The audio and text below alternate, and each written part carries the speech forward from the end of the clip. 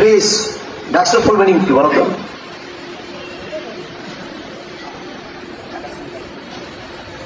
বসো। বাহ, হাইরে ছাত্র, হাইরে ছাত্র দল। আমরা ছাত্র সমাজকে নেতৃত্ব দেব। নেতৃত্ব দেওয়ার মিনিমাম যোগ্যতা আমাদের নাই।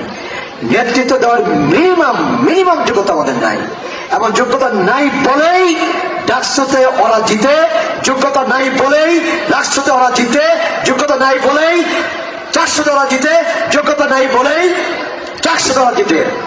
নেতৃত্ব দেওয়ার মিনিমাম যোগ্যতা আমাদের নাই, যোগ্যতা নাই বলেই ডাকসু, জাকসু এবং চাকসুতে আমরা করুণভাবে হেরেছি, বললেন বিএনপি নেতা। গতকালকে ছাত্র দলের একটি অনুষ্ঠানে বক্তব্য রাখা অবস্থায় তিনি কথা বলেন। তিনি ছাত্র দলের নেতাকর্মীদেরকে জিজ্ঞেস করেন, বলতো ডাকসুর ফুল ফর্ম কি? কিন্তু তারা সেটার উত্তর দিতে সক্ষম হয়নি। এরপর রাগান্বিত হয়ে তিনি ছাত্রদল নেতাকে এভাবে বলেন।